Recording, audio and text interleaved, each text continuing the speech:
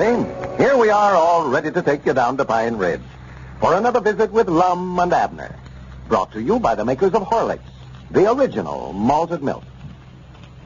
I'd like to take a minute or so first to read a splendid letter from Mrs. N.C.S. of Akron, Ohio.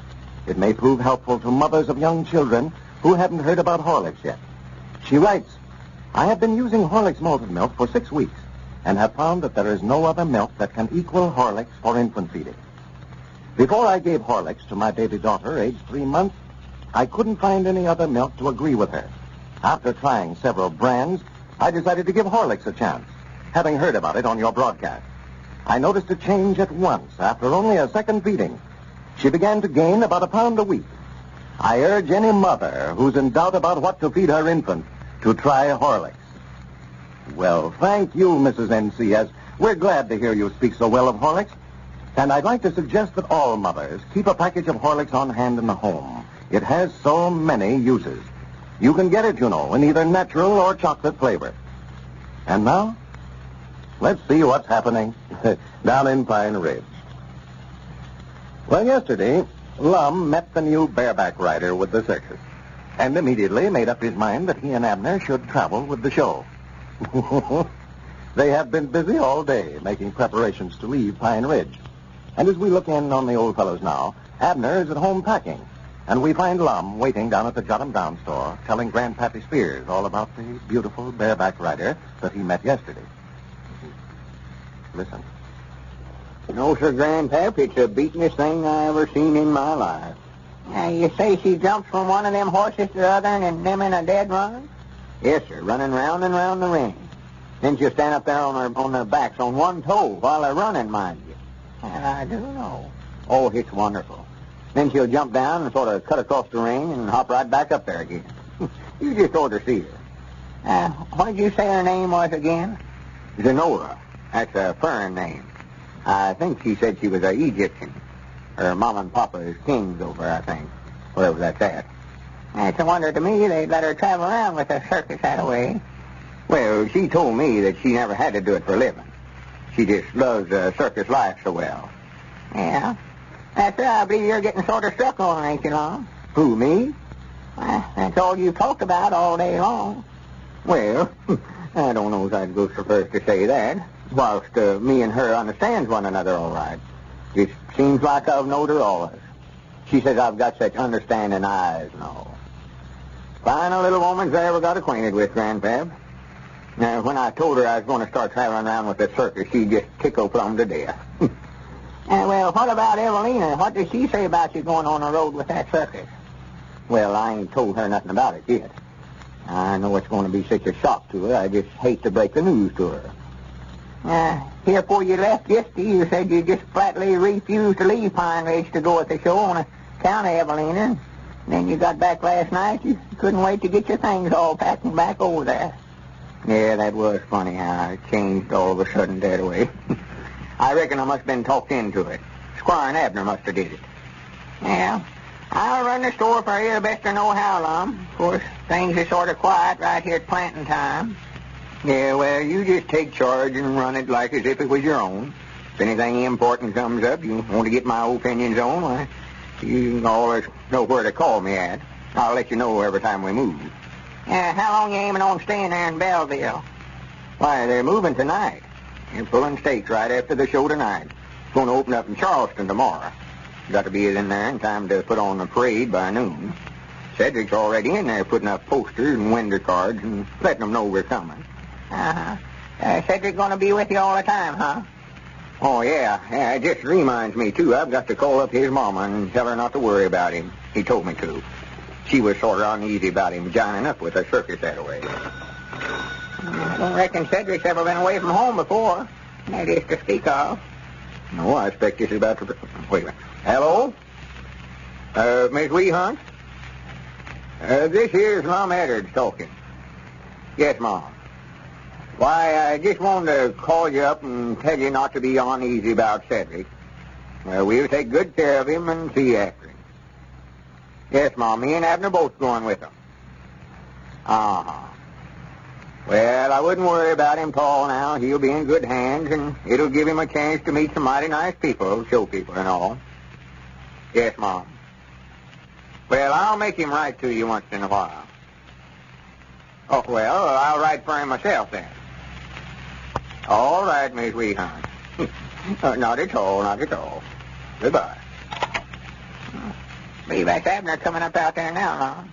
Yeah, good. Fine, we can get started then.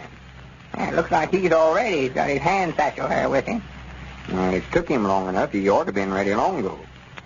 Swan, I've spent half my life waiting for that start. Hurry up, Abner. Poking along there like we had all day. What's been keeping you? Huh?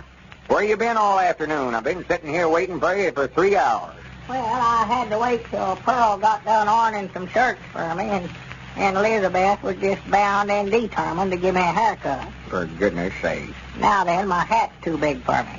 Yeah, I thought that looked like it's setting down on your ears there a little more than common. Yeah, Grandpap, have you got any lamp wicks here in the store that I can sort of pad the inside of this hat with?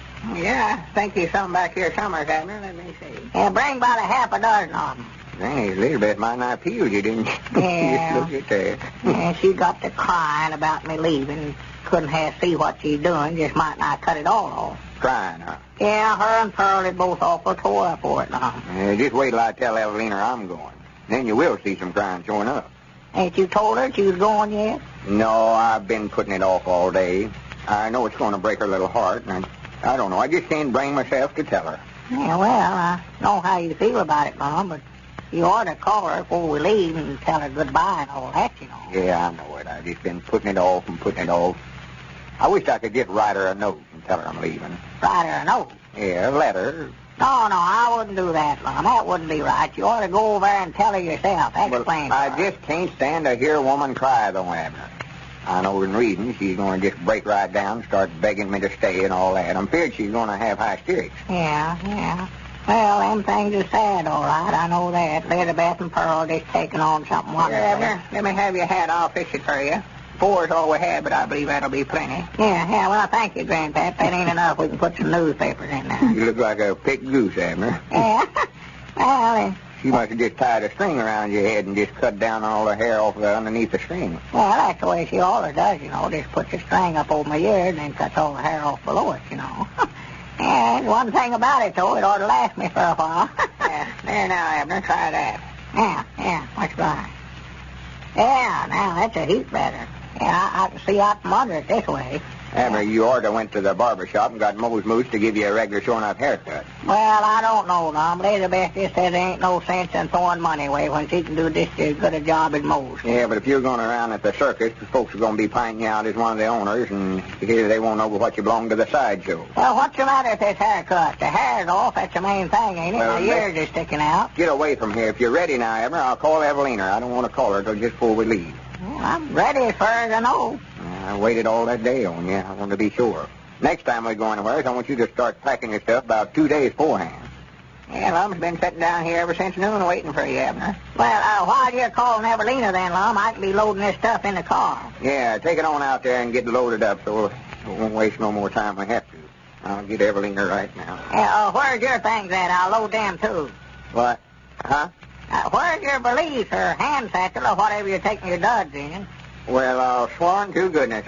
Granny's, I ain't packed it yet. Ain't packed it yet? Well, sir, I've sat here and forgot all... Oh, wait a minute. Hello? Oh, my goodness, ball me out first. Sister Simpson? I'm going out the car and load this up, Grandpap. Let me speak to Evelina, please, Mom. She ain't. Well, I'm leaving town. I just wanted to call her up and tell her goodbye. Oh, she did? Who told her? Well, I hate that. I wanted to sort of break the news to her gentle. Yeah, more likely somebody just come right out flat-footed and saying Lum's leaving town. Yeah, I reckon she was terrible tore up over it, wasn't she? Well, she just didn't want to let on more than likely. Uh-huh. Well, when she gets back, tell her that I called and try to keep her from feeling too bad about it, Sister Simpson. Yeah, tell her I'll write to her. She didn't say where she was going, did she?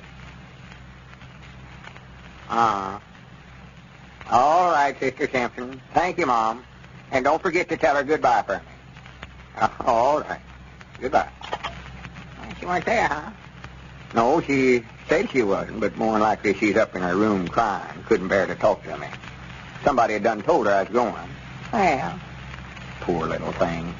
That's the trouble with having somebody in love with you. Got to be so careful else you'll break their heart. Where's Abner? He went out to load that stuff in his car. Here he comes. Hey, Lum, you never got Evelina on the telephone, did you? No, she was crying over me leaving and couldn't talk to me. Crying? Yeah. She never looked like she's crying to me. When did you see her? Why, she just now went by out front there just now. Well, why didn't you stop her so I could tell her goodbye? Where's she at? Well, she was out driving with Frank Foster and laughing and talking. Looked like she's having such a good time, but I didn't believe she'd want to stop. Wait a minute here. Frank Foster. That snake in the weeds. I don't know where I'm going to leave or not, Abner. Well, I recollect you told Zenora we'd be there late this evening. Yeah, that's right. Zenora. I don't know what to do.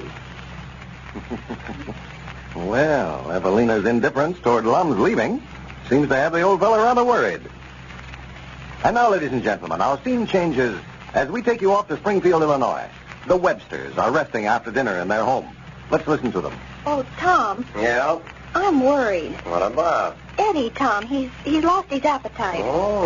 Oh, he's all right. It's just the time of year. Well, I'm not so sure. He scarcely touched his breakfast. Oh, he'll make it up tonight. I suppose, but he ought to eat more in the morning now that he's out in the open so much more. He must have a reason, though. He says he's tired of milk.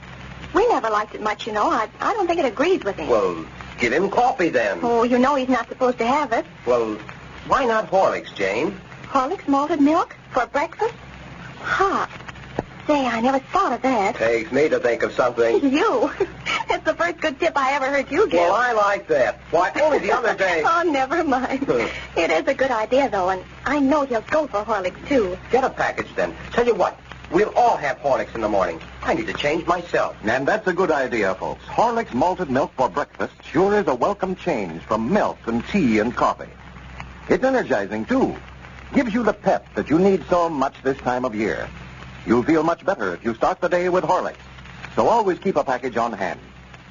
This is Carlton Bricker speaking for Lum and Abner and Horlicks, who now bid you all good night and good health.